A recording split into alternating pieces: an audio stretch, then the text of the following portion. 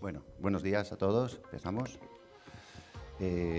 Compartimos mesa la doctora Rosario López Estudillo, directora del hospital y compañera nuestra, especialista en anestesia del hospital, y para nosotros Charo López.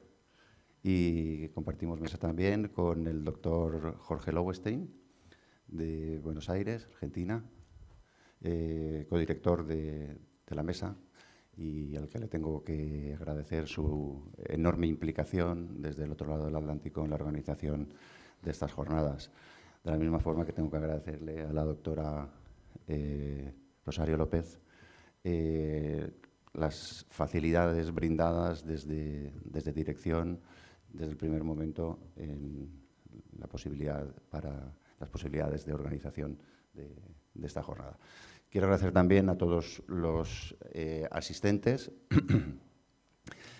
Quiero agradecer también a la industria toda la colaboración que ha tenido desde el primer momento.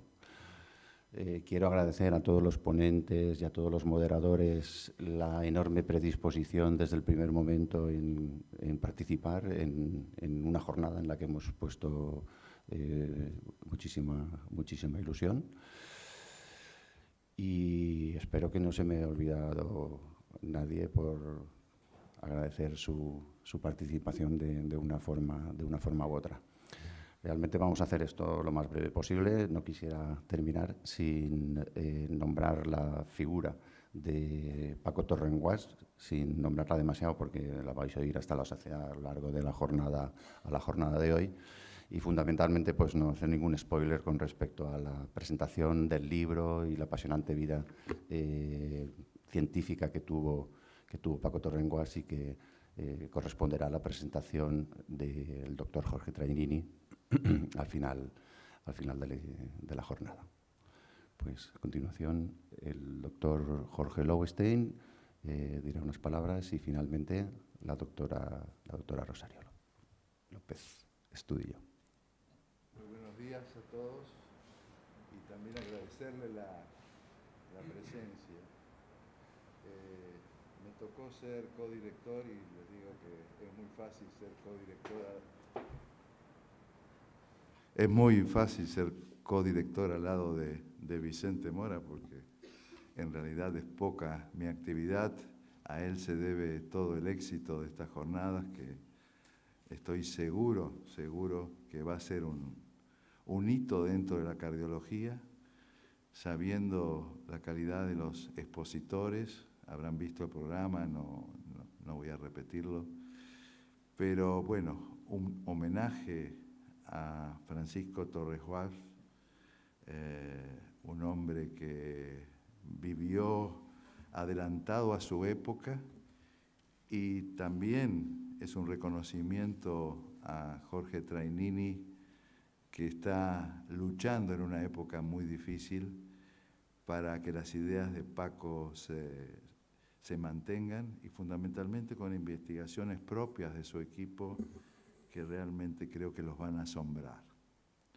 Así que, sin más, no quiero quitarle tiempo a las exposiciones, que es lo más importante. Realmente es un privilegio estar aquí en este hospital, y gracias a la directora por su hospitalidad, y bueno, y poder cumplir esta jornada que, les vuelvo a decir, es un sueño para todos nosotros. Muchas gracias. Gracias. Hola, buenos días a todos. Bueno, ya como me han presentado, ya sabéis quién soy. En primer lugar, digamos, presento las disculpas por parte de las autoridades de la Consellería, pues por problemas de agenda, no han podido asistir. Se invitó a la consellera, y digamos la suerte que he tenido es que, puesto que las autoridades superiores no han podido venir, que bueno, pues al final me ha tocado estar aquí con vosotros, cosa que me agrada muchísimo. Hace unos meses, cuando el doctor Mora me sugirió, bueno, pues la posibilidad de hacer este acto aquí y tal, bueno, pues por supuesto desde la dirección siempre estamos comprometidos con todas las cuestiones de tipo científico, que le den prestigio al hospital y que demuestren, bueno, pues el trabajo que se hace y todo lo que hacemos. Y la dirección siempre está por colaborar con estas historias, pero cuando él me lo planteó y tal, bueno, pues eso que piensas, un evento más de los que se hacen. La sorpresa fue cuando luego me presentó, bueno, pues el programa preliminar, y me pareció lo más novedoso el reconocimiento para, como ya ha dicho Paco, pues yo también voy a decir Paco Torrenguas. Claro, yo tampoco lo conocía y claro, me pareció un desperdicio que una persona valenciana y una persona que ha sido tan, digamos, tan importante, que pues que no se le haya dado la trascendencia que tocaba. Y entonces, bueno, me pareció, digamos, mucho más emocionante el poder realizar esta jornada y que sirviera eso para darle visibilidad a una persona que, digamos, de alguna manera no es muy popular cuando debiera haberlo sido. A punto, digamos, estuvo de incluso alcanzar el premio Nobel. Daros las gracias a todos por venir. Bienvenidos a Valencia, a este hospital. Espero que disfrutéis muchísimo, que aprendáis muchísimo, que sirva, bueno, pues eso, punto de encuentro de distintos hospitales, distintos continentes, que sepáis que desde la dirección, gerencia de este hospital siempre estamos dispuestos a colaborar con todos los eventos y con todo lo que queráis hacer. Que disfrutéis de vuestra estancia en Valencia, los que sois de fuera, y de la jornada en sí. Muchísimas gracias y, como toca, pues queda inaugurada la sesión. Gracias a todos.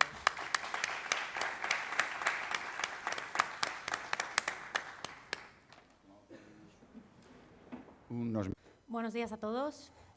Damos comienzo al primer bloque de la jornada, en el que tenemos a dos ponentes de verdadero lujo.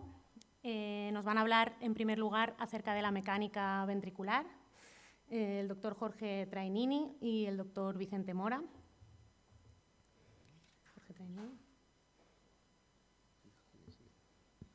El doctor Jorge Trainini es cirujano cardíaco, trabaja en el Hospital Presidente Perón de Buenos Aires y nos ha proporcionado el enorme honor de estar aquí hoy con nosotros.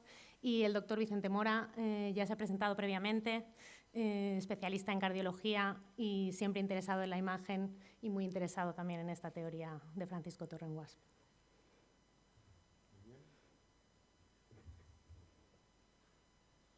Buenos días a todos. Es un placer para mí estar aquí. Mi nombre es Salvador Espina, yo soy circunstancialmente el presidente de la Sociedad Interamericana de Imágenes Cardiovasculares. Es un enorme placer auspiciar estas jornadas. Muchas gracias al doctor Mora por la invitación, realmente a participar con todos ustedes. Y junto con la doctora Elena Romero Dorta vamos a moderar esta mesa. Y en primer lugar vamos a dar pie para que el doctor Mora nos hable sobre el modelo de la banda miocárdica helicoidal, ¿verdad? Anatomía, histología y traducción funcional, ¿sí? Bien, entonces comienzas tú. Las preguntas las haremos, primero hablarán los dos ponentes y después daremos paso a las preguntas.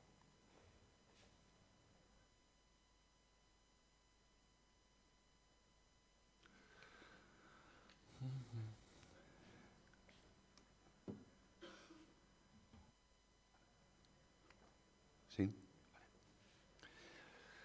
Bueno, pues buenos días de nuevo. Hemos adelantado un poquito el comienzo de esta sesión para disponer de más tiempo de exposición en alguna de las ponencias que lo necesitará y pues tener tiempo también a las preguntas.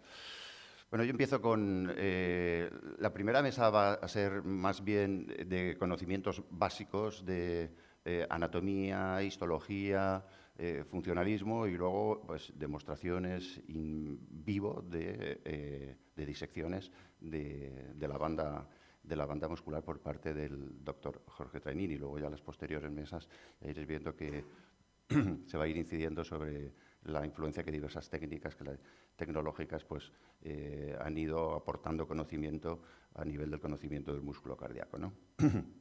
Bueno, empezamos por la presentación del modelo de la banda miocárdica. Ya es sabido que la distribución helicoidal de las fibras miocárdicas data de varios cientos de años, desde hace 4 siglos, con las descripciones iniciales de Lower y Senac, y la aportación no menos importante de Francisco Torrenguas, sobre el que no me voy a extender, ya se extenderá lo suficiente, luego vais a oír hablar durante toda la jornada del mismo y con la presentación del libro final por parte de Trainini hasta la saciedad. Entonces, lo que es que me gustaría subrayar es que realmente, básicamente, es que el funcionamiento de la disposición de la banda miocárdica, la aportación que realizó Torrenguas, es definir al miocardio como una única banda muscular que estaría formada esencialmente por 2 lazadas, una lazada basal y una lazada apical. La lazada basal formaría la parte basal del corazón, incluiría ventrículo izquierdo y ventrículo derecho. Una vez completado este círculo a nivel basal, da la vuelta en dirección base-ápex, rodeando todo el ventrículo izquierdo, y una vez alcanzado el ápex, forma un bucle y rodea la capa inicial descendente, formando la lazada apical ascendente de disposición más transmural epicárdica, de modo que la lazada descendente formaría la parte más endocárdica. Veis en la parte de arriba de la izquierda la dirección espacial que, si fuese una cuerda, llevaría la banda muscular. En lugar de una cuerda, traspasarlo a lo que es una banda, una banda muscular, o como si fuera una venda, de las que se utilizan para vendar tobillos, por ejemplo.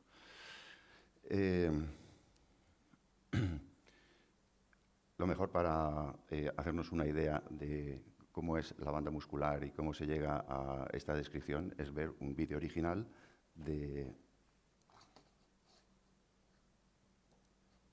What you are about to see is the dissection of the myocardial de ventricular. Paco Torrenguas. Pongo una pausa porque me he traído aquí un corazón, que es una representación exacta de lo que es la descripción de la banda, y al mismo tiempo el vídeo dura 2 minutos escasos. Entonces, en la medida de lo posible, yo voy a ir apoyando la descripción con las descripciones que va haciendo Torrenguas de la banda. Os he puesto aquí alguna chuleta. Realmente el corazón se ve así. Arteria pulmonar, aorta, que viene detrás. Entonces, si lo veis desde arriba, les hemos quitado las aurículas. Esto sería ventrículo derecho y esto sería ventrículo izquierdo.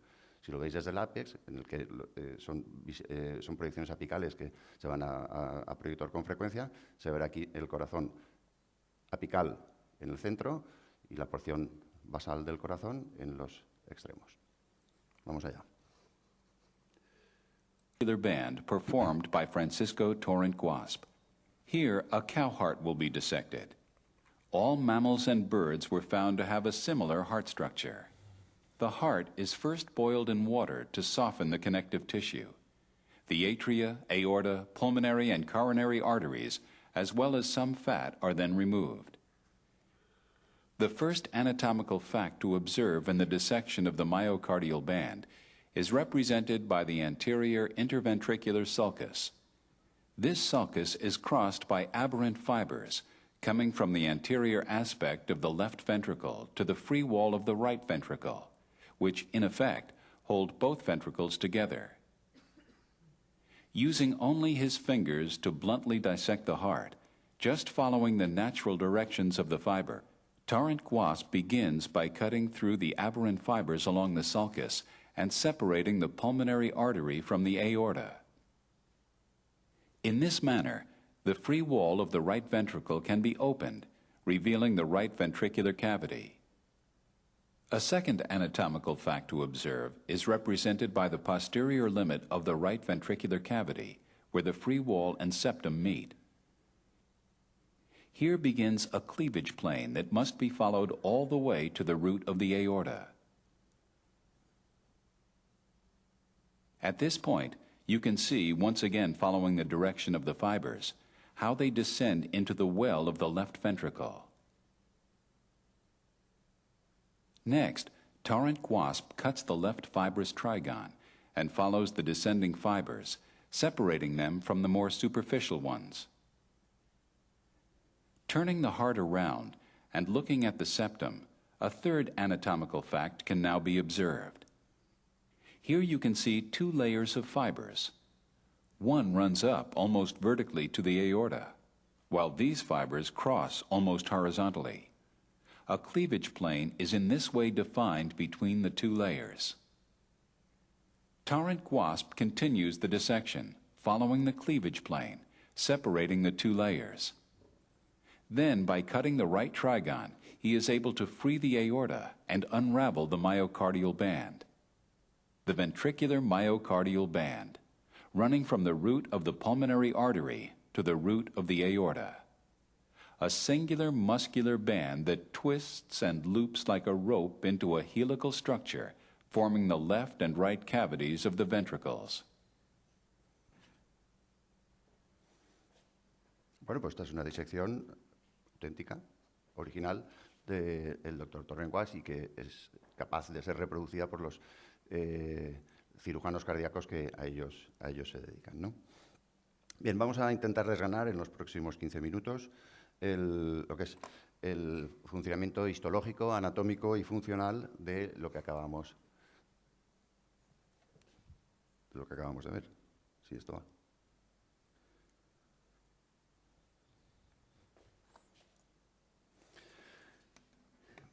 Bien, realmente si contemplamos esta imagen del corazón, cualquiera que esté acostumbrado a ver imágenes de ecocardiografía, un plano de 4 cámaras y un plano parasternal transversal, lo que primero se le ocurre, lo que primero pensaría es que la contractilidad de este corazón es normal. Bueno, pues realmente lo único que se puede decir de ello es que la contractilidad de la cavidad cardíaca es normal.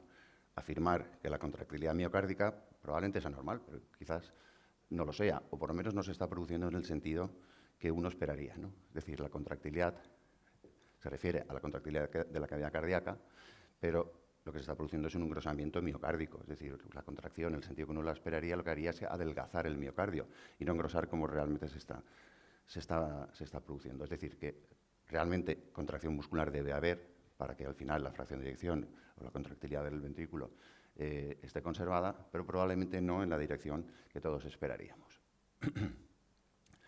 Para ello, para entender esto, hay que recurrir a la histología y desterrar, en principio, la contracción a la que nos tiene acostumbrados la musculatura esquelética, en el que hay una contracción en una dirección, en un plano del espacio, y se engruesa en los otros dos planos, ¿no? En las otras dos dimensiones. Realmente hay un engrosamiento en esta dirección lateral, y un engrosamiento en dirección antero-posterior si yo me pusiese de perfil, ¿no? Pero la contracción realmente solo se produce en un plano. La composición del miocardio no es la de un músculo esquelético periférico, es un músculo sincitial, con lo cual tiene conexiones musculares no solo en sentido longitudinal, que son las predominantes, sino que tiene también conexiones en sentido lateral. Y como las fibras miocárdicas están dispuestas de forma laminar, pues resulta que los haces musculares van a seguir una disposición laminar y, como veremos posteriormente, en una dirección progresivamente más oblicua según la localización transmural que consideremos a nivel del miocardio. Lógicamente, cuando la contracción se produce en dos planos, plano longitudinal, plano frontal y plano lateral, por el principio de la conservación de la masa, tiene que engrosarse en el tercer plano, como estamos viendo. Quizás para entenderlo sea más fácil recurrir a la física. Si tenemos un material elástico, como es el corazón, no compresible, pero sí deformable, si se ejerce una contracción, una fuerza en dos planos ortogonales, realmente el engrosamiento se produce a nivel transversal. Esto es lo que vemos a nivel cardíaco. Si obtenemos una muestra transmural del corazón, lo que estamos viendo es que, del miocardio, lo que estamos viendo es que se está ejerciendo una fuerza transversal, circunferencial, y una fuerza longitudinal, que va a acabar dando lugar irremediablemente a un engrosamiento a nivel radial. Si esto lo trasladamos al corazón considerado en su totalidad, su forma cónica, circular, quiere decir que la contracción longitudinal y circunferencial va a acabar produciendo la contracción, en el sentido, el engrosamiento que veíamos en un principio a nivel transmural, que es lo que va a producir la contracción de la cavidad cardíaca, fruto del engrosamiento del miocardio. Hemos visto el engrosamiento descrito desde un nivel histológico, pero cuando uno se fija en estas imágenes de ecocardiografía, a nivel del plano de 4 cámaras, lo que estamos viendo es que se está produciendo una contracción en sentido longitudinal del corazón, es decir, se está produciendo un acercamiento de la base hacia el ápex. Al mismo tiempo, de forma simultánea, si uno adquiere los planos a nivel transversal de la base y del ápex, observamos que hay una rotación del ápex y de la base en sentido contrario. Así como la base rota en el sentido de las agujas de reloj, a nivel del ápex se produce una rotación en sentido contrario al de las agujas de reloj. Estos movimientos son simultáneos. Si son simultáneos, quiere decir, pues está representado con un tornillo en el gráfico de arriba, quiere decir que la base y el ápex están rotando, la base y el ápex están rotando en sentido contrario al mismo tiempo que se está produciendo un acercamiento entre la base y el ápex. Es decir, esto es el movimiento de torsión tal y como nosotros entendemos y el que realmente se produce a nivel cardíaco. Bueno, pues para entenderlo, recurrimos de nuevo a la descripción de la banda muscular que hizo Torren-Wass, en el que observamos que la banda muscular sigue un recorrido simultáneo envolviendo al corazón al mismo tiempo que se desplaza de base a ápex. Si hay un movimiento circular y hay un movimiento longitudinal, la resultante va a ser la disposición oblicua de las fibras miocárdicas.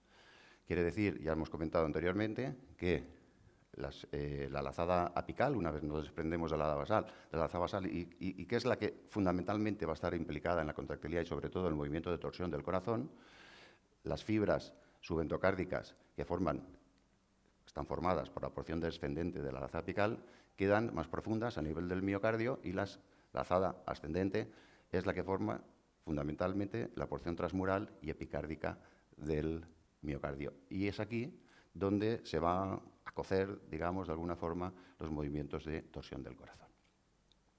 Esta disposición oblicua es fundamental. Es fundamental y podemos ver cómo hay una evolución gradual en cuanto a la inclinación, en cuanto a la oblicuidad de las fibras endocárdicas según se van proyectando hacia el epicardio, y esto va a tener una repercusión fundamental a la hora de la eficiencia del trabajo cardíaco. Porque si en lugar de tener esta disposición, tuviesen una disposición paralela, realmente la fracción de eyección no pasaría del 30%. Sin embargo, la disposición es oblicua y esto aumenta la eficiencia del trabajo cardíaco. Observamos que entre el endocardio y el epicardio, es decir, la disposición es totalmente, la oblicuidad es totalmente opuesta entre las fibras endocárdicas y las fibras epicárdicas. Eso quiere decir que la rotación, que los movimientos de rotación y como consecuencia la torsión es opuesta la que ocurre en endocardio con respecto a lo que ocurre en el epicardio. Predomina la que ocurre en el epicardio simplemente porque el radio de actuación es mayor. De modo que quien va a determinar el movimiento de torsión y la dirección de los movimientos de rotación son la contractilidad que se produce a nivel transmural y a nivel epicárdico. Pero, ¿cómo acabar de entender, ¿no? Es decir, que una contracción dispuesta espacialmente de esta forma puede provocar un movimiento de rotación, ¿no? Evitamos lo que son la lazada basal, que actúa como una especie de coraza, y nos quedamos con la lazada apical, a nivel de sus dos porciones. Descendente y ascendente, repito, son las que determinan la rotación del corazón. Esto visto en un plano frontal. Si recurrimos a la visión apical, en el que el ápex ocupa la posición central y la base las porciones más periféricas, ya hemos comentado que las fibras, hay que hacer un esfuerzo espacial en el que las fibras endocárdicas ocupan una posición, o sea, las fibras de la porción descendente ocupan una porción más endocárdica y las fibras transmurales más epicárdicas, la oblicuidad es totalmente distinta. Cuando esto se ponga en movimiento, quiere decir que hay una contracción. Si observan el gráfico de arriba, en sentido de base hacia ápex, hay un acortamiento longitudinal. Si observan el gráfico de abajo, hay una contracción en sentido circunferencial, en sentidos distintos, a nivel basal, o en direcciones distintas a nivel basal y a nivel apical. Realmente es como cuando tocamos una oruga y se encoge sobre sí misma, ¿no? O como hace la pinza inteligente, que realmente se contrae a la vez los dos dedos con una rotación en sentido distinto. Esto, la consecuencia de ello, recurriendo ya a los fundamentos histológicos que hemos visto previamente, es un engrosamiento. una contracción longitudinal, una contracción circunferencial, acaba engrosando el miocardio y, por lo tanto, contrayendo la cavidad ventricular. Esto que puede quedar pues, más o menos bonito a nivel gráfico, a nivel pictórico, hay que demostrarlo, lógicamente, ¿no? Entonces, en esto estuvieron varios grupos de trabajos, entre ellos el grupo de Sale y el grupo de Cosín Aguilar, en el que Juan Cosín llegó incluso a trabajar con Paco Torrenguas, y en el que, incrustando cristales piezoeléctricos por sonomicrometría a nivel transmural cardíaco, vieron que hay un decalaje temporal entre el tiempo en el que alcanzan la contractilidad o la deformación máxima las fibras endocárdicas con respecto a las epicárdicas o transmurales, que son las que forman la porción ascendente. Y es muy llamativo el que estos dos puntos máximos de contractilidad se produzcan alrededor de la onda T, como luego veremos. Hasta ahora hemos visto lo que ocurre en el ventrículo izquierdo. Engrosamiento, fruto de contracción longitudinal, contracción circunferencial y movimientos de torsión. ¿Qué pasa con el ventrículo derecho? El ventrículo derecho, en esta imagen tractográfica obtenida a partir de la cardioresonancia, lo que observamos es que la lazada basal que formaba la porción basal del ventrículo izquierdo va a formar casi en su totalidad el ventrículo derecho. De modo que el ventrículo derecho prácticamente no tiene fibras espirales. Entonces, a nivel histológico, la composición del ventrículo derecho, el músculo, es igual que el del ventrículo izquierdo. Es un sincitio, con lo cual va a contraer en dos direcciones y se va a engrosar la tercera para dar lugar a la fracción de eyección del ventrículo derecho. Lo que ocurre es que las fibras que se contraen transversalmente a nivel del ventrículo izquierdo, fruto de la disposición en el espacio del ventrículo derecho, ejercen en el ventrículo derecho una contracción fundamentalmente longitudinal, que es la que predomina en el ventrículo derecho.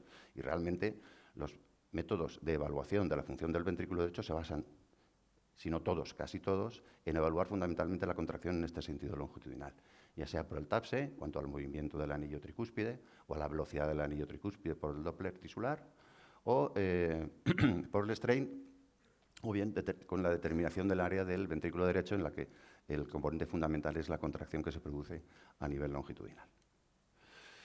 Bueno, pues hasta aquí tenemos cómo explicar o cómo soportar lo que ocurre en ventrículo izquierdo y en ventrículo derecho, fruto de la base histológica y de la definición de la banda muscular que hizo Paco Torrenguas.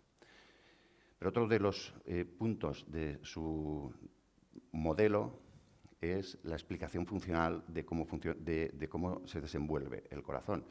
Y una de las aplicaciones fundamentales que hizo en su momento es definir la diástole, la primera parte de la diástole, como una contracción activa, como más tarde demostró Brecher en sus experimentos. Él, con realmente poco más que sus manos y la capacidad de disección, ya lo describió previamente, ¿no?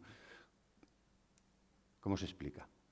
Hemos visto la lazada basal y la lazada apical con su componente descendente y ascendente. Las fibras más epicárdicas de la lazada ascendente son las que van a estar implicadas en la primera parte de la diástole contrayéndose de forma activa, con lo cual el periodo de relajación en su volumétrica, que el tema de la relajación, pues habría que ponerlo un poco en entredicho porque contracción hay. Y esta contracción estaría ligada a la parte más epicárdica de la porción ascendente, de modo que su acción transcurre después de la onda T en el periodo fundamentalmente de relajación isovolumétrica. Bueno, pues ¿cómo explicar que el corazón, que después de la sístole ha quedado enrollado, torsionado y con un ventrículo en el que la base se ha acercado al máximo posible al ápex, con una contracción muscular en sentido longitudinal, vuelva a recuperar? Es decir, una contracción longitudinal que lo que hace es distender el ventrículo izquierdo de base a ápex y además de torsionarlo. Bueno, realmente esto se explica porque las fibras más epicárdicas, durante el ciclo, durante la fase sistólica, hasta que les llega la estimulación electromecánica, lo que hacen es que se estiran, sobre todo en las porciones, como se puede ver, son las que están representadas en el color verde de la figura, en las porciones más extremas, realmente lo que hacen es estirarse hasta que les llega el estímulo electromecánico. Cuando les llega el estímulo electromecánico, se contraen a modo de lo que ocurre en la contracción paravertebral de las serpientes. Es decir, hay una contracción longitudinal y paradójicamente, con esa contracción longitudinal aumenta el diámetro longitudinal del corazón al mismo tiempo que se recupera la torsión. Es decir, es lo que explica el movimiento de torsión.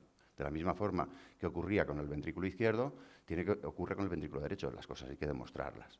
De modo que, como hemos visto a través de sonomicrometría con los cristales piezoeléctricos a nivel del ventrículo izquierdo, Sen-Gupta, también hace ya más de 10 años, en un trabajo de este tipo, lo que hizo fue observar que se producía contracción, deformación activa muscular más tardía que la registrada previamente por la correspondiente a las porciones descendente y ascendente de la banda muscular.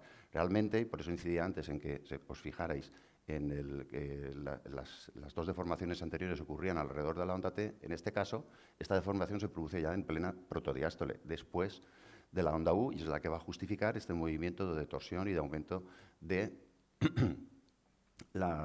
del diámetro longitudinal. Pero claro, la contracción del ventrículo no transcurre de forma dentada, transcurre de una forma continua. Y a este respecto, el grupo del doctor Francesc Carreras, aquí presente, publicó recientemente un trabajo muy bonito, con otro fin, porque realmente lo que se están planteando es si el significado de la onda T no corresponde a la repolarización del ventrículo, sino que está más en relación con la contractilidad del miocardio, pero observaron, al incrustar una serie de cristales piezoeléctricos a lo largo de todo el grosor transmural del ventrículo, en el que hay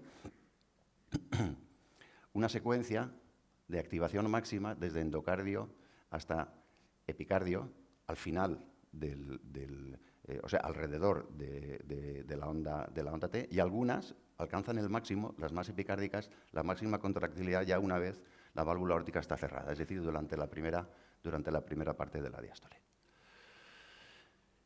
Esto que hemos visto a nivel transmural en un trabajo reciente, que ahora lo comentaremos en la próxima diapositiva, pero una imagen de strain, cuando observamos la distribución segmentaria del comportamiento del strain, normalmente en el strain divide el ventrículo izquierdo en 6 segmentos, y lo que podemos observar es que en algunos segmentos del ventrículo izquierdo, en este caso los correspondientes al segmento basal y medial del ventrículo izquierdo, el segmento mismo, no ya una porción transmural, sino el segmento mismo, el comportamiento fundamental es el de una deformación posistólica, es decir, una contracción activa posistólica ya durante la primera parte de la diástole. Y en este sentido, el año pasado publicamos un trabajo junto con el doctor Lowenstein, en el que vimos que esta contracción posistólica, esta deformación posistólica, que aunque se puede detectar en cualquiera de los segmentos del corazón, donde más frecuentemente la podemos detectar es en los segmentos de la base, en el septo interventricular y en el ápex. Y esto coincide exactamente con la descripción que hizo hace unos años Gurev, con una técnica, con un elevado frame, con una elevada resolución temporal, que lo que hace es seguir el movimiento de la actividad mecánica durante la activación electromecánica transmural cardíaca. Y lo que vemos es que la última actividad mecánica en el ventrículo izquierdo se produjo también a nivel de los segmentos de la base y del segmento intradural. Exactamente en los mismos segmentos donde nosotros pues, observamos la deformación posistólica. Bueno, estamos acabando ya. A modo de resumen, y como si fuéramos a contemplar el movimiento del ciclo cardíaco a cámara lenta, realmente, si partimos de una posición de reposo en diástole, en la parte de arriba vamos a ver la proyección frontal, en la parte de abajo vamos a ver la proyección apical, y observamos que en diástole, cuando todas las fibras miocárdicas están en reposo, las fibras endocárdicas, como hemos visto, en sentido opuesto, con una oblicuidad opuesta a las que forman la porción ascendente más transmural, y por último las que hemos visto epicárdicas que estaban implicadas en la detorsión del ventrículo. ¿Qué es lo que ocurre en la sístole? Ya hemos visto que en la sístole lo que ocurre es un acortamiento en sentido longitudinal y la torsión del ventrículo izquierdo por la rotación en sentido contrario de base con respecto a apex, y la que predomina es la contracción transmural epicárdica por efecto del mayor radio de acción que tiene. Y en esto, hasta que llegue el estímulo que se propaga de endocardio-epicardio, hasta que llegue a las fibras más epicárdicas realmente quedan en una posición de estiramiento, hasta que, una vez cerrada la válvula aórtica, llega el estímulo mecánico, el estímulo electromecánico a estas fibras más epicárdicas, que lo que hacen es contraerse. Y su contracción es la que determina el aumento del diámetro longitudinal del ventrículo izquierdo y la detorsión y la recuperación de la porción basal. En conclusión, y empiezo por la última, es decir, el modelo de la banda miocárdica de Torren-Wass, yo no sé si se puede llegar a decir que demuestra, no sé, pero es capaz de dar soporte al engrosamiento miocardio sistólico fruto de la contracción longitudinal, circunferencial y de la torsión. Y de una forma relevante, muy relevante también, es capaz de dar sustento a la contracción activa que se produce durante la primera parte de la diástole. Y luego pues habrán observado que la fracción de eyección pues la habré nombrado pues una vez o un par de veces, no la hemos nombrado más. Y es que realmente pues el estudio del miocardio, es decir, ya no solo de la cavidad ventricular, pues va adquiriendo cada vez de forma complementaria a la fracción de eyección mayor relevancia, y en esto pues están participando, o se debe fundamentalmente a la aportación que están llevando a cabo pues, tecnologías como la cardioresonancia, el eco de strain, etcétera. Yo creo que se abre o estamos a las puertas de un tiempo apasionante en lo que es el estudio de la mecánica cardíaca, con su posible aplicación a entender y el diagnóstico, y tanto en el diagnóstico como en el tratamiento de la insuficiencia cardíaca, que sobre todo aquellos que empezáis ahora en el tema de la cardiología, yo ya me voy considerando maduro, no debéis desaprovechar. Muchas gracias por vuestra atención.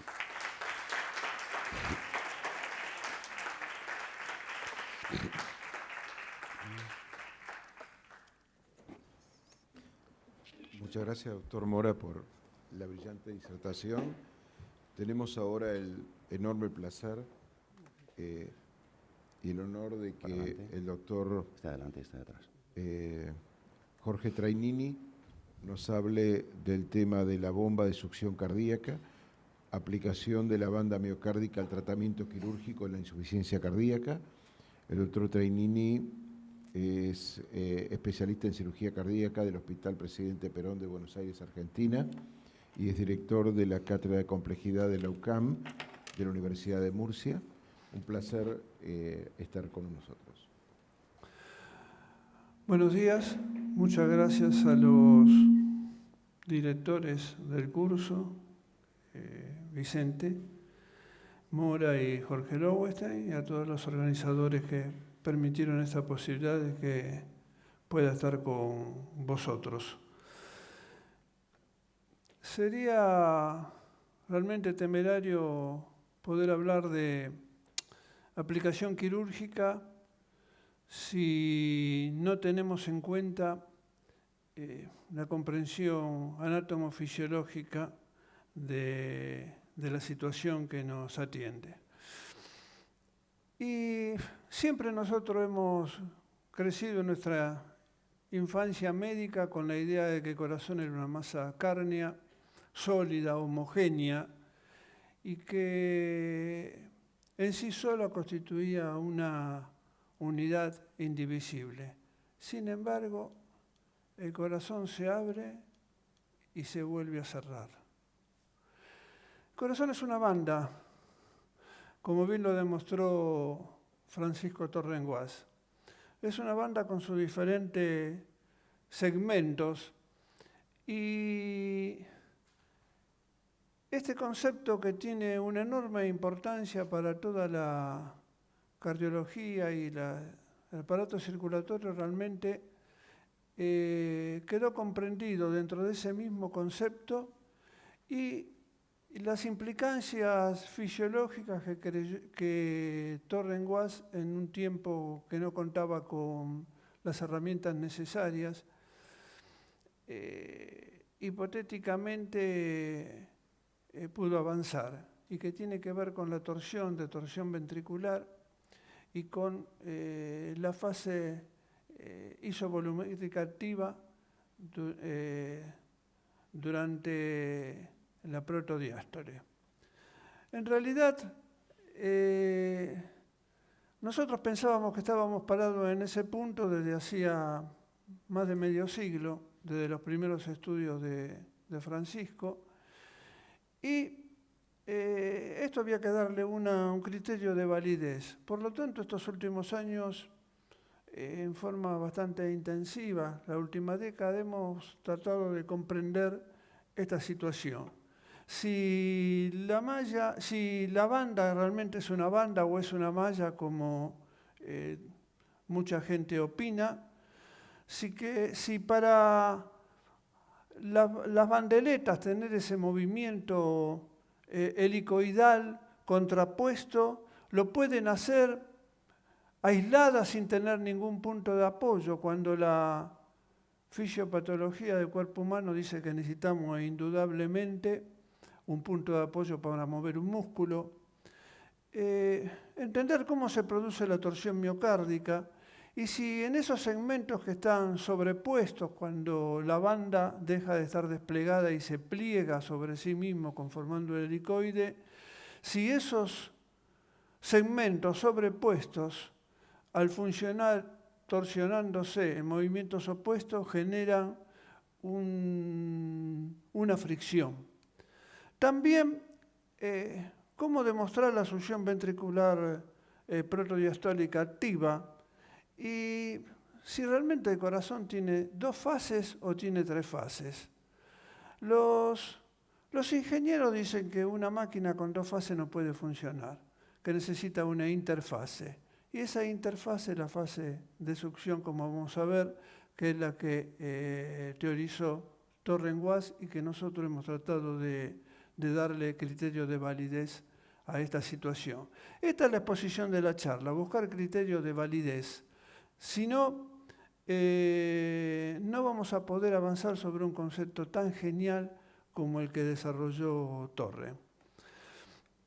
Por lo tanto, en estos años hemos avanzado en la anatomía, hemos avanzado en la histología, en la activación eléctrica del corazón, en la investigación animal para ver realmente si puede funcionar el corazón con un solo ventrículo y la toma de presiones intracavitarias con el fin de demostrar esta situación. Primer tema, ¿esto es una malla o es una banda? Obviamente que esto está compuesto por diferentes fascículos y diferentes segmentos. No nos vamos a interiorizar en esto porque nos llevaría toda la charla. Pero, primera situación elemental para saber que es una banda. Cuando uno despliega la banda y mide el espesor desde un extremo al otro, el espesor es siempre el mismo. No hay espesores diferentes. Es decir, que cuando nosotros vemos que el ventrículo derecho tiene un 30% del espesor del ventrículo izquierdo, evidentemente estamos hablando de segmentos sobrepuestos. Pero el elemento fundamental es que cuando esa banda nosotros hacemos el análisis histológico, tanto en la cara endocárdica como en el reverso, en la cara epicárdica, si fuese una malla, la fibra tendría direcciones de entretejido. Una malla se entiende que se entreteje. Sin embargo, las fibras en el anverso y reverso de la banda tienen el mismo sentido. Creo que esto demuele esa posición de la malla. Y por otro lado, lo único que hemos encontrado de disidencia es en la punta del corazón, en el apes. Ustedes saben que el apes es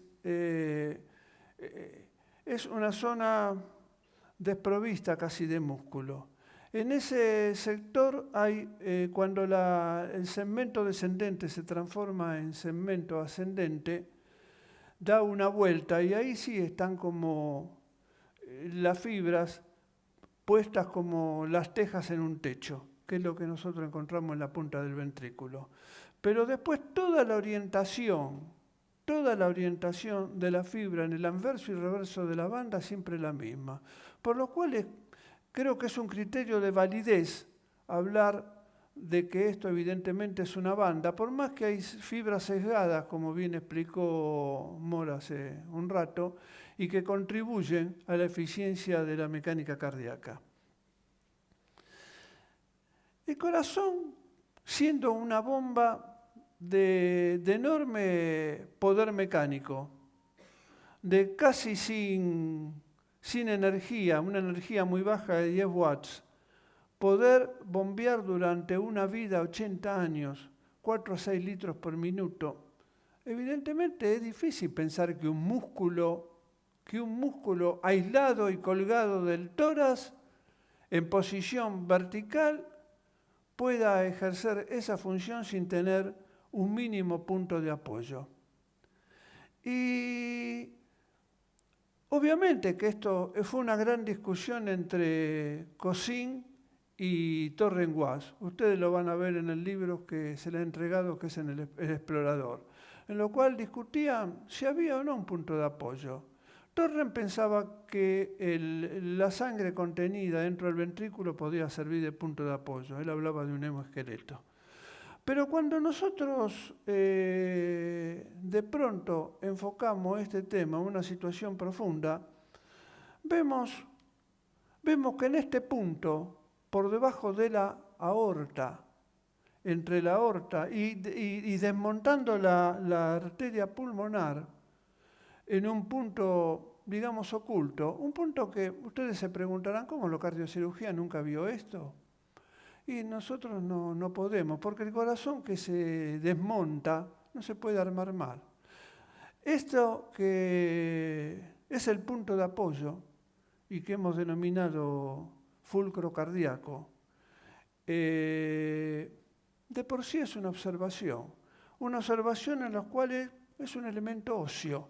Ustedes lo van a tocar, ya lo podés ir preparando, van a tocar este elemento que es absolutamente óseo, por debajo de la aorta. Pero, claro, esto que hemos llamado fulcro en honor de Arquímedes, dadme un punto de apoyo y mover el mundo, esto es un bóvido, podrán decir.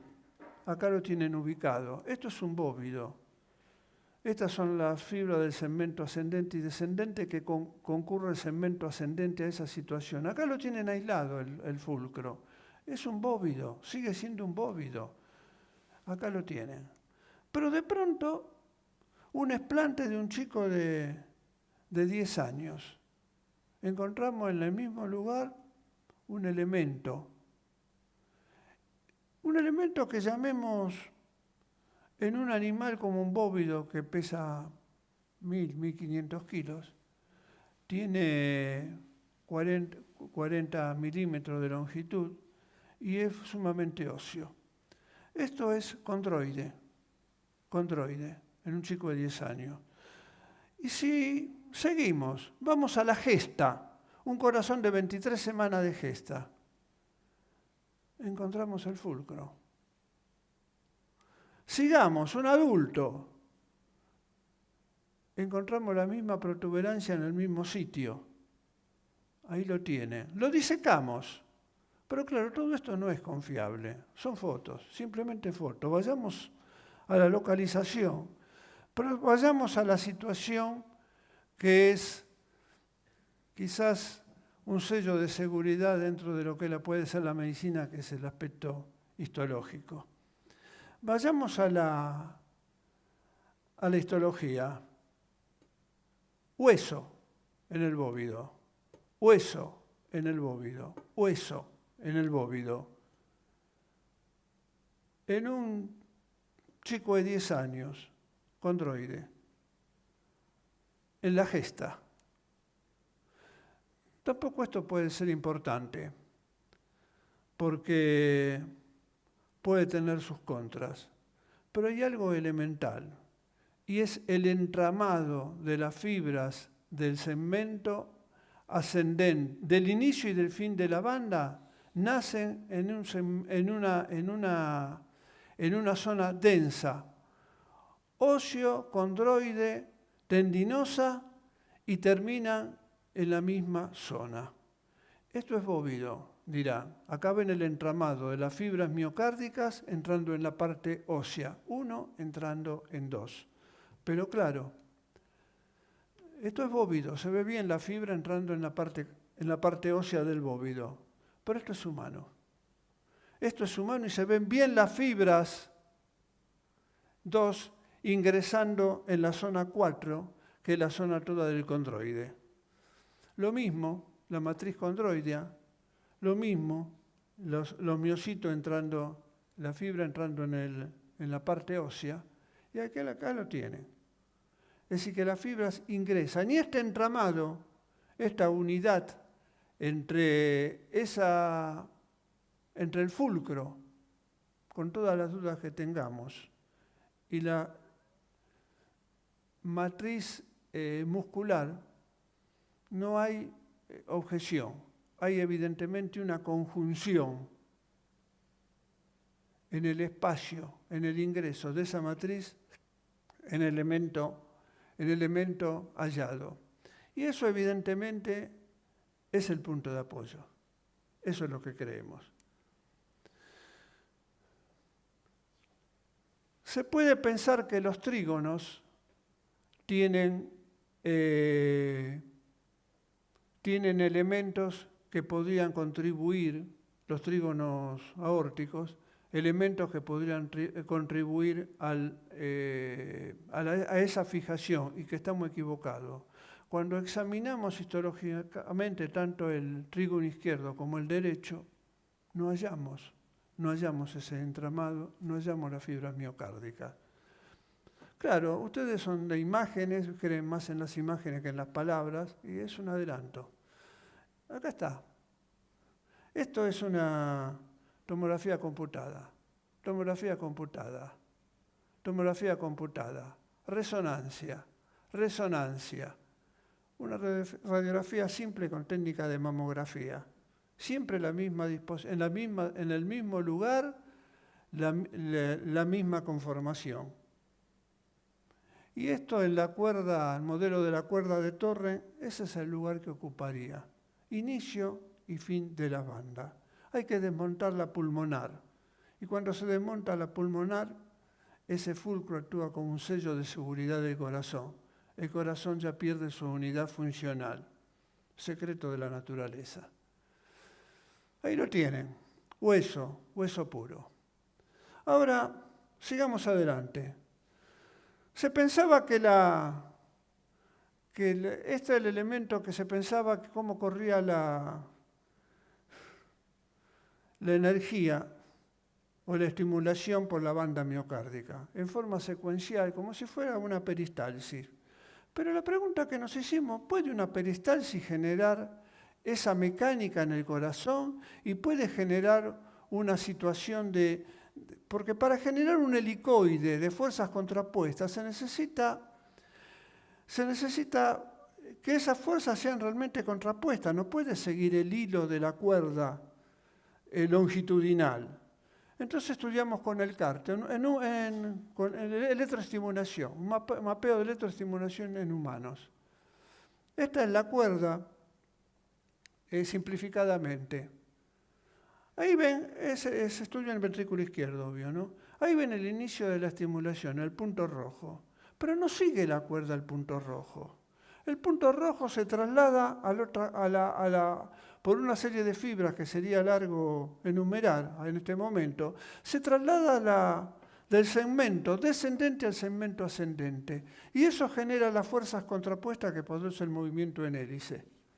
Acá lo tiene la continuación con los milisegundos de lo que pasa. Y al final,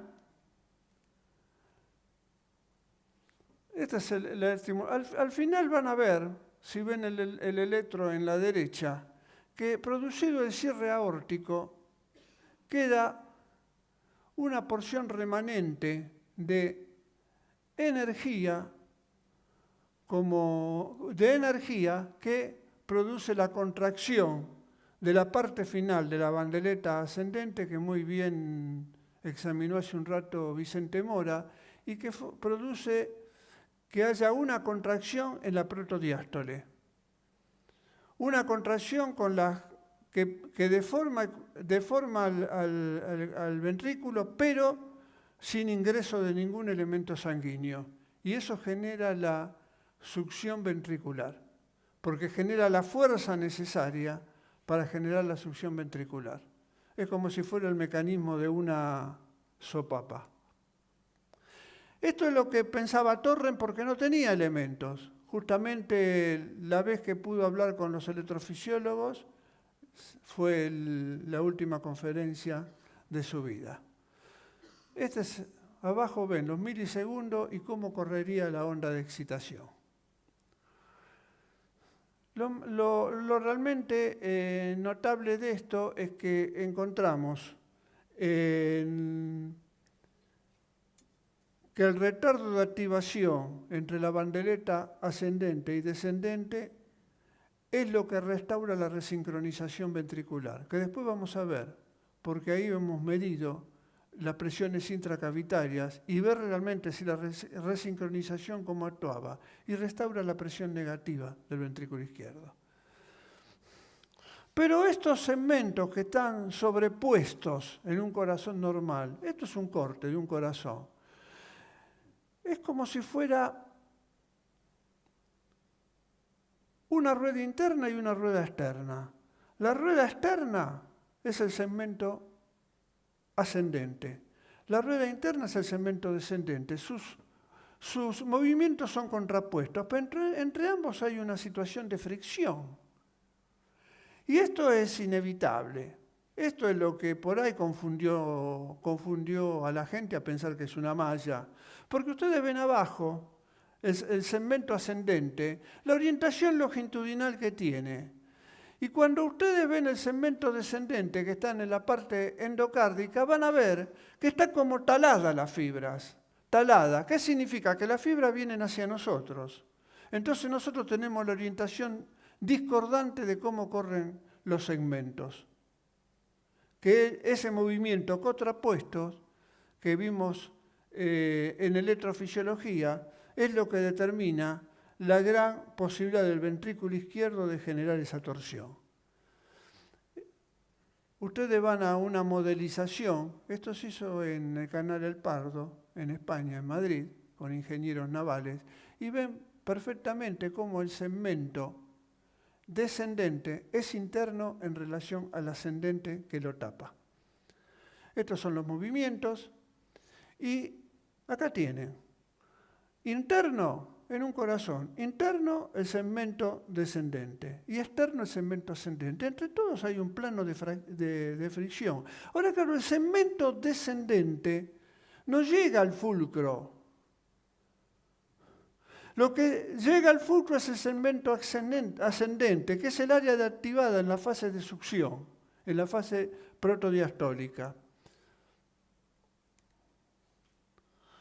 Pero claro, tendría que haber entre esos segmentos con una gran fricción, y a mí me entusiasman los ecocardiografistas porque han abierto la puerta clínica a esto. Si no, esto pasa a ser una observación. Estos son estudios renacentistas, como un hombre de renacimiento como fue Torren. Por eso ha sido combatido. Pero cuando se pasa la imagen al movimiento y lo maravilloso que hace la ecocardiografía y las imágenes, la cosa cambia, empieza a tener otro criterio de validez. Esto es un corazón en el cual ustedes ven las venas de Tebesius y las venas de Langer, descrita del año 1700. Pero cuando empiezan a ver con algunas técnicas especiales esos preparados, empiezan a ver que el corazón está lleno de ácido hialurónico. Esto es corazón humano, está lleno de ácido hialurónico. El ácido hialurónico está el 80% en las articulaciones y un 15-18% en piel. ¿Y el corazón? Pensamos que había ácido hialurónico, está lleno de ácido hialurónico. ¿Y ese ácido hialurónico qué es? Es el lubricante que daría fundamento a pensar que existe la torsión y la sobreposición de los segmentos. Ahí lo tienen, no los quiero aburrir, más. Ahora, ya les hablé de la succión ventricular izquierda, pero lo que les quiero mostrar es esto. ¿Qué es lo que restaura la resincronización? A la izquierda van a ver un enfermo sin la resincronización. A la derecha el enfermo resincronizado. ¿Cómo restaura la presión ventricular negativa? Lo mismo en este paciente.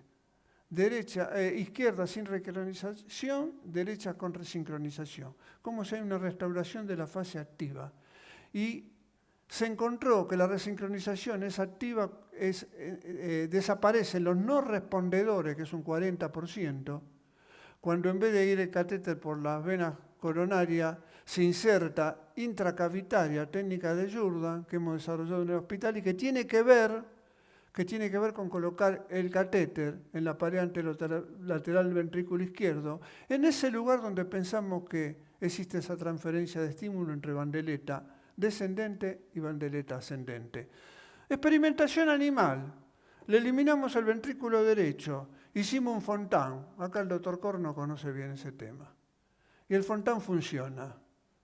Yo creo que sabemos bien ahora cómo funciona el Fontan, después de tantos años, a través de entender esa idea primigenia de fase de succión que hablaba Torren-Guas y que estamos tratando de comprobar. Y hay restauración en el tercer casillero de la fisiología normal sin ventrículo derecho en animales, 6 animales. Acá está esa fase de succión que hablan tanto los ingenieros, que una máquina hidráulica necesita una fase intermedia, porque si no existiría esta fase intermedia, y ahí es donde reside en ese rojo el volumen residual sistólico. ¿Por qué? Porque si no existiría ese volumen residual sistólico, la fuerza con las paredes adosadas, la fuerza que tendría que hacer el corazón sería infinita, rompería sus paredes para separarlas cada vez que la tiene que separar. Necesita ese volumen residual sistólico, ese es el fundamento. Bueno, esto es cirugía, que seguramente era lo que yo tenía que hablar hoy. Pero nosotros en cirugía, que es lo que partimos como cirujanos, partimos al revés, cosa que hacemos mucho los cirujanos, es que había que restaurar, la anatomía de la banda, pensamos. Y entonces esto es lo que hacemos. No colocamos parche, no, simplemente la punta del corazón se abre y se hace una solapa. Ahí ven la solapa que se hace. Eso no usa parches, restituye el elipsoide de la cámara ventricular, refuerza, elimina el septum que actúa en forma paradojal, y sobre un grupo apreciado de enfermos, 29 pacientes, con cambios considerables. Yo creo que no te podemos hablar más de fracción de decisión. Hay que hablar lo que hablan ustedes, hay que hablar de torsión. La torsión es elemento fundamental en el movimiento del corazón. Y con cirugía, pero quiero que vean el procedimiento. El procedimiento es apertura de la cavidad y después la solapa. No tiene costo, 2 suturas, lo cual conspiramos contra el tecnocapitalismo de los parches y ese tipo de cosas, pero el enfermo no queda con una zona que es avascular, que no se mueve, que es paradojal, y se trata de restituir la cavidad al elipsoide. Eso es lo que estamos empleando. Bueno, muchas gracias. Le vamos a mostrar ahora, por eso me apresuré para dejar 5 minutos y cumplir con los organizadores, 2 corazones que pudimos en un periplo que un día le contaré, interesante, que ustedes trajimos también guantes, puedan, aprovechando estos 5 minutos del intervalo, puedan ir y tocar el hueso. Porque si no lo tocan, no lo creen. Hay un punto de apoyo, es el fulcro, y sobre eso la dinámica cardíaca juega un papel fundamental. Muchísimas gracias.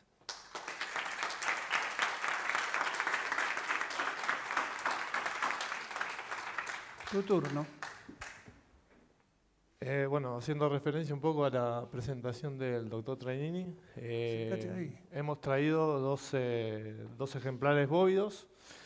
La idea es, bueno, tuvimos imposibilitados de hacer la disección íntegra, completa, como nos hubiera gustado, porque, como suele suceder, se consiguen con laceraciones en el ventrículo izquierdo, así que en uno de los ejemplares, que es este, van a ver cómo las fibras, ¿sí?, sobre todo lo que es el ventrículo derecho, y de la lazada basal están ingresando en el fulcro, ¿sí? Se puede tocar también el segmento óseo. Y del otro ejemplar, que es el que está a su derecha, la idea era mostrar, ¿sí?, cómo es a nivel basal, que es donde se explica o se ve muy bien los dos segmentos que son el endocárdico y el epicárdico. Así que cuando termine están invitados a pasar. ¿Alguna pregunta para los ponentes entre la audiencia antes de pasar a tocar las muestras cardíacas? Allí. Sí. Hay un micrófono.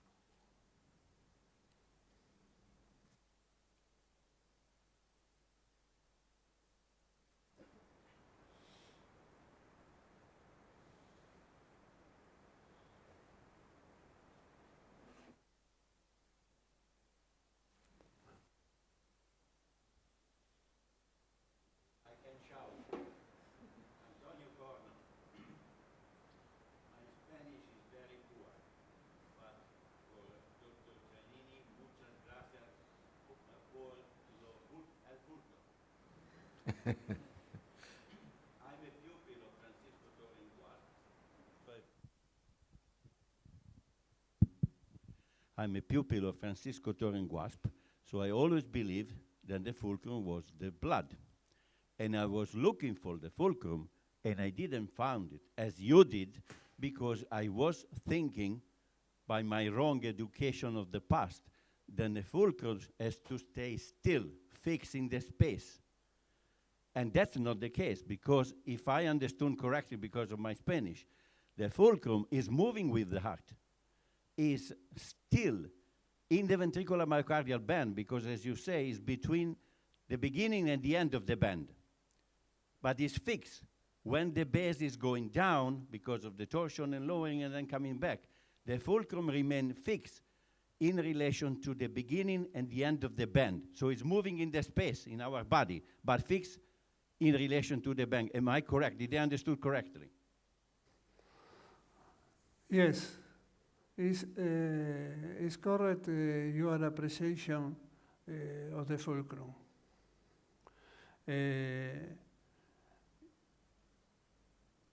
Beginning and end of the band. That's fascinating, because I'm working, you'll see in my talk, with mathematicians and bioengineering, and they were all looking for the fulcrum, and nobody found the fulcrum because it's moving. Thank you so much. Thank you.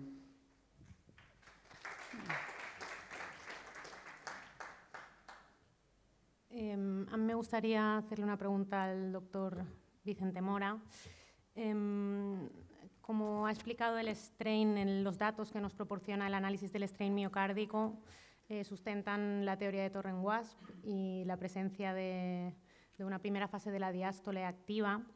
Y me gustaría preguntarle, para sacar el máximo, la máxima a estos hallazgos, poder realmente que tengan una aplicación clínica, ¿en qué casos en un laboratorio de ecocardiografía en el que analizamos el strain longitudinal con mucha frecuencia como parte de la función sistólica del ventrículo izquierdo o para el diagnóstico de algunas patologías como podría ser la amiloidosis, en qué casos deberíamos hacer caso al resto de parámetros como pueden ser la torsión o la fase de protodiástole activa, describirlos y quizá incluso poder tomar alguna conclusión en base a ellos?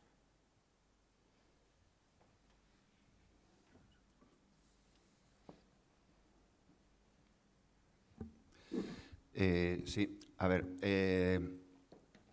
el strain basado en la técnica del speckle tracking, yo creo que ha llegado para, digamos, si cabe, dar más soporte realmente a los movimientos que se producen dentro, o a los acontecimientos que se producen dentro del miocardio, ¿no? Realmente, básicamente el speckle tracking lo que hace es seguir la huella dactilar de los píxeles que hay a nivel miocárdico. Y eso incluso, pues aprovecho para comentar el tema de la controversia que existe alrededor de la teoría de la malla con respecto a o el modelo de la malla, que por parte de alguna escuela se quiere hacer incompatible con la banda muscular de Torren-Guasp. Yo creo que no es incompatible, sino que realmente se puede aprovechar algún fundamento de la malla. Es decir, la malla es un sincitio y el sincitio es de la forma que se mueve el miocardio, ¿no? Se mueve en dos direcciones, o sea, se contrae en dos direcciones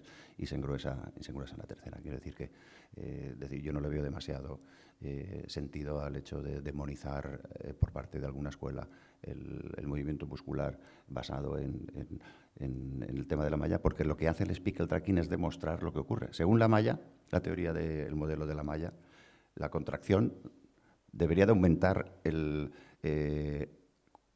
debería de engrosar en un sentido endocardio-epicardio el miocardio. Y realmente hemos visto que ocurre todo lo contrario, ¿no? Quiero decir con ello que el speckle tracking está aportando, es decir, una base muy importante al estudio del miocardio en función del modelo propuesto por Torren, ¿no? Luego, realmente, es decir, ahora mismo estamos en una fase realmente en la que estamos empezando, ¿no? Es decir, a ver las aplicaciones que puede tener el speckle tracking al estudio de algunas patologías. A nivel protodiastólico, realmente no podemos más que a nivel experimental ver qué es lo que está ocurriendo. Es decir, en cuanto a contracción posistólica, etcétera, hay que valorar si la contracción posistólica se produce en una situación de salud, es decir, de alguien que no tiene ningún tipo de problema cardíaco o que realmente tiene ya alguna entidad nosológica, puede ser una amiloidosis, una cardiopatía isquémica, etcétera. El significado de la contracción posistólica es totalmente distinto en un caso o en otro. Es decir, como todo en medicina hay que contextualizar. Y luego, realmente yo creo que se extenderá más Jorge Lowenstein y José Luis Moya en las exposiciones que vendrán a continuación a lo largo de la jornada. Realmente sí que estamos utilizando ya conceptos de este tipo en la clínica diaria. Hombre, por lo menos para ayudar, más que para tomar decisiones definitivas, ¿no? En el diagnóstico de amiloidosis, fundamentalmente el estrés longitudinal, pero luego ver qué es lo que está ocurriendo con la torsión. Es decir, una torsión que en este caso nosotros, bueno, hemos añadido, si quieres, un comportamiento de torsión dinámica, ¿no? El comportamiento de torsión clásico es se basa en el giro, es decir, giro de la suma de rotación basal y rotación apical. Es decir, realmente al mismo tiempo que se está produciendo el giro, se está produciendo un acortamiento simultáneamente en el ventrículo, y lo que intentamos con la torsión, con el parámetro de índices de torsiones, digamos, ver cuál es la torsión que se produce por porcentaje de acortamiento. Esa es la diferencia. Es decir, se trata de hablar de una torsión dinámica y estamos viendo en algunas patologías, la que más hemos estudiado hasta ahora es en la amiloidosis, que realmente se producen en función del estado, en el estado clínico en el que se encuentran y en función de la función ventricular, si está conservada o no conservada, hay cambios en la torsión. Muy bien, ¿alguna otra pregunta? Última, porque ya estamos en tiempo. Gracias. Francesc Carreras. Es una pregunta en relación al fulcro, porque volvemos con el tema del fulcro. Me enteré de la existencia del fulcro hace pocos días, o sea que desde luego es una novedad para todos los que estudiamos la mecánica ventricular, ¿no? La pregunta es sobre el origen del fulcro. A ver si ya habéis reflexionado sobre este tema, ¿no? Entendiendo que el corazón es un vaso modificado con origen y final o entre aorta y pulmonar, claro, vemos que las fibras de alguna forma se están en íntimo contacto con los dos vasos. Y lo que quizás nos está indicando el fulcro es que es en esta zona donde existe una potente tracción mecánica a consecuencia de la contracción.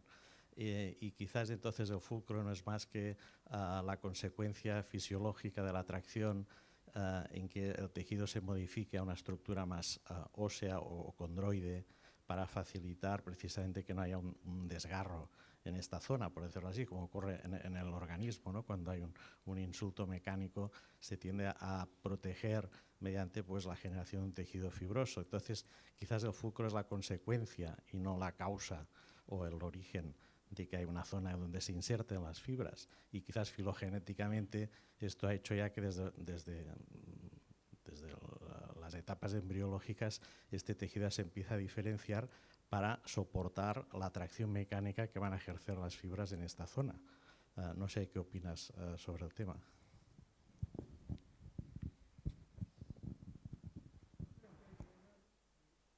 La orientación de esto tiene que estar en relación no al hallazgo de un elemento, sino a la función que cumple. Y evidentemente si existe un análisis histológico positivo para este hecho, a las 23 semanas de gesta, como hemos visto, evidentemente tiene alguna orientación inicial y no es fruto de una consecuencia funcional posterior. Y no solamente, yo lo que le doy más importancia realmente no es al fulcro, sino al entramado entre una fibra muscular y un soporte, lo cual sería coherente con que un músculo tenga un soporte para cumplir una función mecánica, sobre todo un músculo de la envergadura de la energía que produce de trabajo continuo, sobre todo. Pero aparte creo que esa zona, llámala fulcro como quieras, tiene otra función, que disipa la gran energía que produce eso y evita que la torsión ventricular por torque se arrastre a la aorta. Porque si no, la aorta se vería arrastrada en ese movimiento, por torque, se vería absolutamente arrastrada. La estrangularía a la aorta cada vez que se produce una sístole. Y eso no se produce porque ahí evidentemente actúa como soporte y disipación de energía y evita que eso se traslade a la aorta. No sé si, Francisco, entiendes mi respuesta. Bueno, creo que en honor al tiempo vamos a tener que cortar. Agradecer al doctor Vicente Mora por esta brillante exposición y ponernos en tema. Y ni qué decir del doctor Trainini, que realmente ha sido fascinante la charla que nos ha dado y los conceptos que nos ha vertido realmente, que nos abren a un nuevo camino muy extraordinario. Con la doctora Romero Dorta estamos honrados de haber estado en esta mesa. Estar en esta mesa que seguramente será histórica y será recordada como tal. Realmente muchas gracias y muchas gracias a todos. Y los invitamos a tocar el pulcro.